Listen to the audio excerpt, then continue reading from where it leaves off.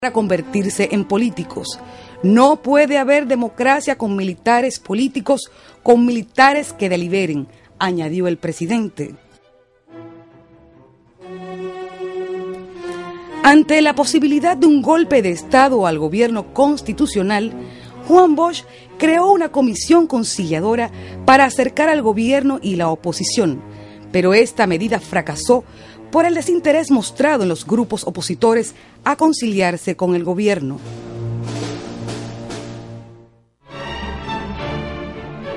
En agosto, las manifestaciones de reafirmación cristiana fueron un recurso utilizado por los conspiradores, en medio de las cuales denunciaban el supuesto carácter comunista del gobierno constitucional.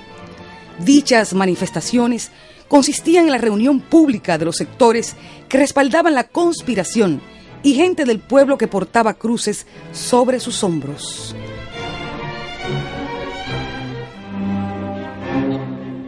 Como parte de la trama golpista, a principios de septiembre, fue desarrollado un programa de huelgas y paros, presentados como iniciativa de organizaciones laborales, pero en realidad fueron organizados por el empresariado.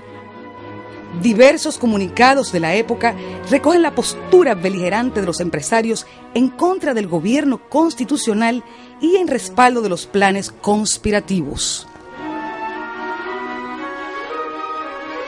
El 24 de septiembre, el presidente Bosch se reunió con los altos jefes militares, comunicándoles su temor de que algunos oficiales, guiados por políticos, podrían presentarse al Palacio Nacional para ejecutar un golpe de Estado, expresándoles que el día que esto ocurra, también habrá oficiales que saldrán a defender el gobierno constitucional, y habrá lucha entre las Fuerzas Armadas, y habrá sangre, y yo no he vuelto aquí a derramar sangre.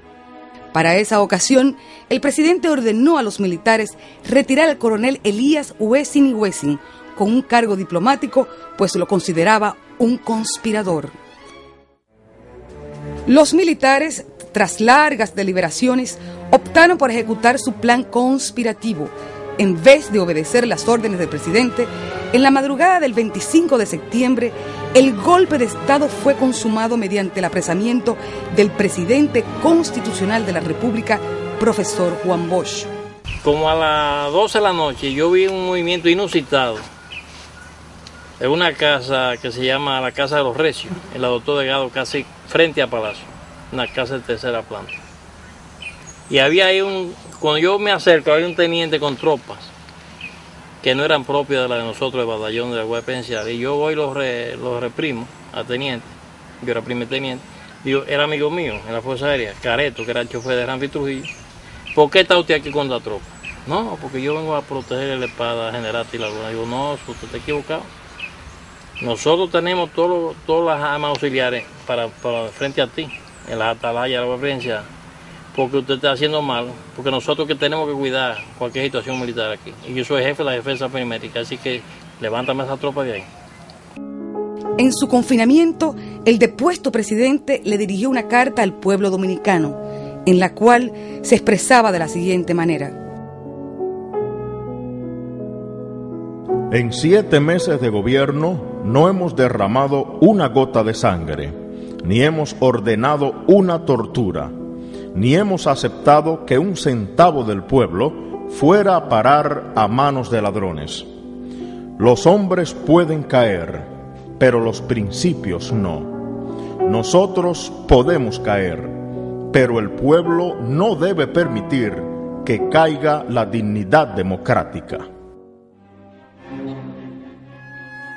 En la víspera al golpe de Estado, un grupo de oficiales opuesto a este se encontraban dispersos y, aunque fue difícil localizarlos, se agruparon en el recinto de la academia en espera del coronel Fernández Domínguez.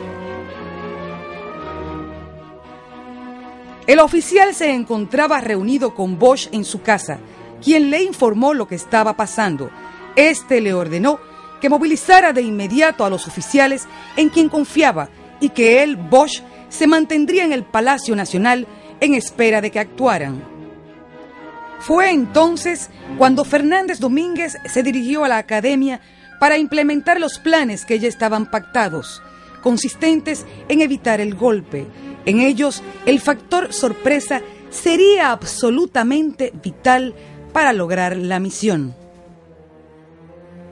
A todo esto, el mayor general Viñas Román recibió un mensaje del coronel Fernández Domínguez, comunicándole que en el CEFA, Centro de Enseñanza de las Fuerzas Armadas y San Isidro, se observan movimientos de tropas y equipos preparándose para dar el golpe de Estado contra Bosch. Estoy listo con mis oficiales para poner en práctica los planes que eviten el golpe. A lo que Viñas Román respondió: dígale a Rafaelito que mientras yo sea secretario de las Fuerzas Armadas aquí en este país no se va a producir un golpe de Estado. Que se esté tranquilo, que no va a haber nada. Señores, vamos la Chapel y yo para la academia. Y usted sabe el brinco que yo di cuando yo vi que el primero que firmaba el documento, el comunicado para derrocar al presidente Juan Bosch, era Víctor Elvis Viñas Román. En el Palacio Nacional, Fernández Domínguez contaba con el apoyo del primer teniente Freddy Piantini Colón, comandante de los tanques al servicio de la seguridad presidencial. Frustrada la posibilidad de evitar el golpe, el coronel Fernández Domínguez, acompañado por 11 oficiales, planeó entonces la liberación de Bosch, asaltando el Palacio Nacional, idea que fue desestimada por el propio presidente Juan Bosch al considerar esa acción como un suicidio. Un gran número de los oficiales conjurados fue cancelado y el coronel Fernández enviado al exilio como agregado militar en Madrid. Los golpistas prometieron respetar los derechos humanos y mejorar las condiciones de vida. Sin embargo, a pesar de las promesas, emprendieron persecuciones en contra de los opositores al golpe de Estado. Tras el golpe de Estado, los militares disolvieron el Congreso Nacional, anularon la Constitución de 1963, declararon fuera de la ley la doctrina comunista marxista-leninista, fue puesta en vigencia la Constitución del 16 de septiembre de 1962.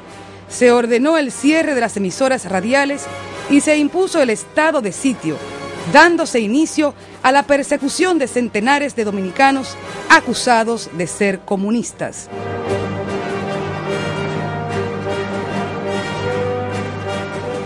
Entonces, el presidente Juan Bosch fue enviado al exilio.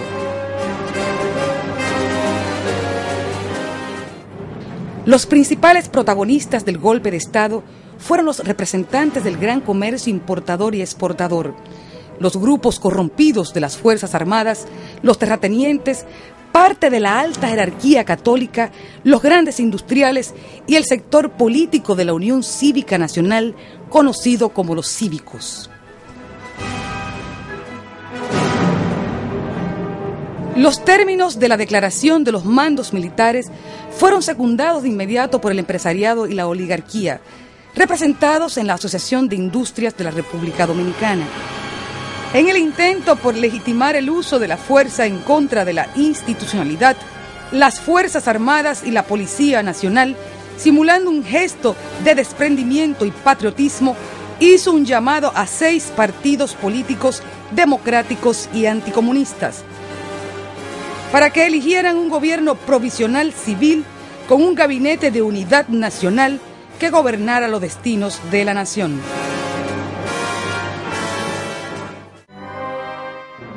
Escogieron 3 distinguidos ciudadanos, los cuales fueron aceptados por el comando, quedando formado un triunvirato con un presidente y 2 miembros.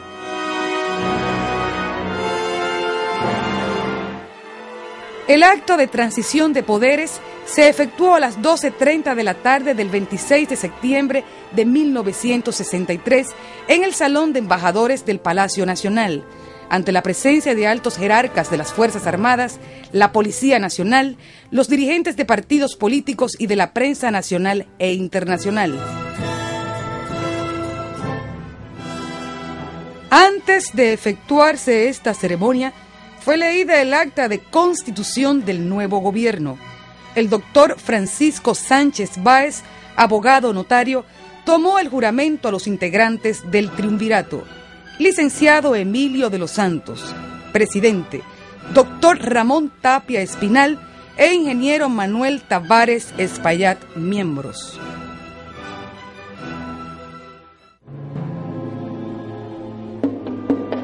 Las consecuencias inmediatas del golpe de Estado contra el gobierno constitucional fueron el aborto del proceso democrático que vivía el país en esos momentos y el surgimiento de un proceso de inestabilidad política. De ese modo crearon las condiciones para que los sectores conservadores y neotrujillistas retornaran al poder.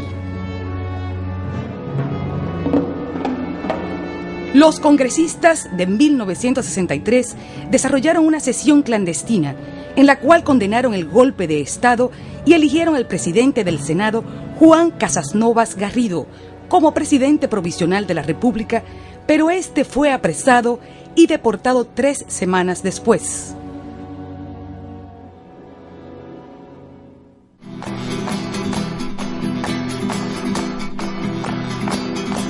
Está llegando la hora.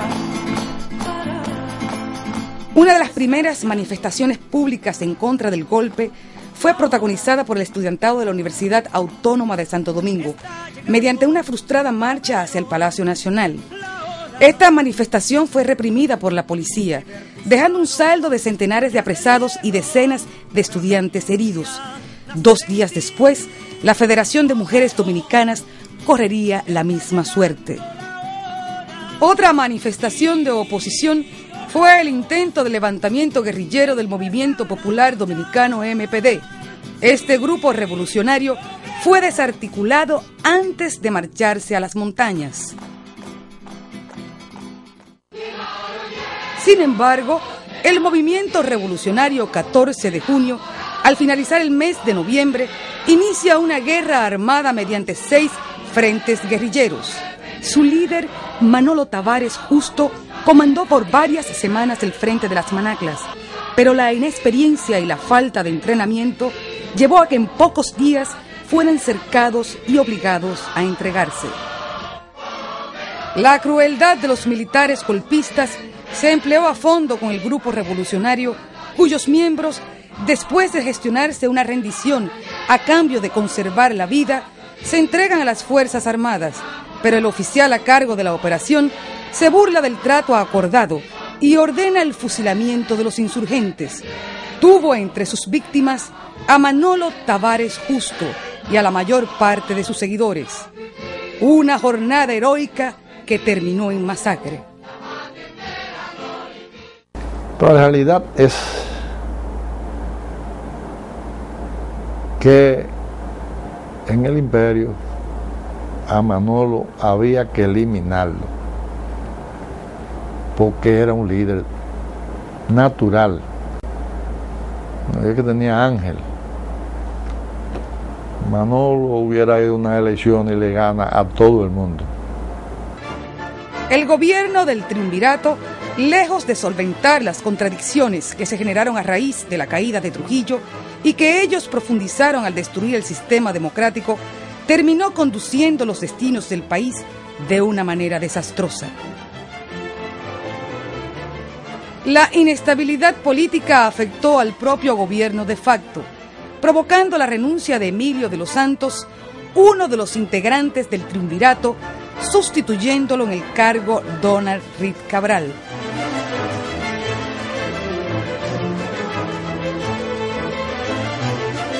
Este cambio en el gabinete fue acompañado con el respaldo definitivo del nuevo presidente de Estados Unidos, Lyndon B. Johnson, que tras el asesinato de Kennedy inauguró una auténtica política de gran garrote hacia América Latina, apoyando regímenes represivos.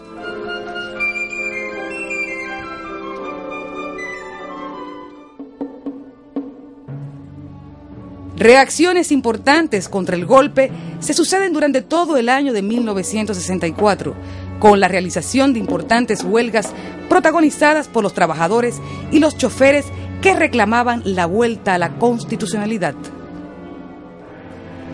La más importante de estas huelgas se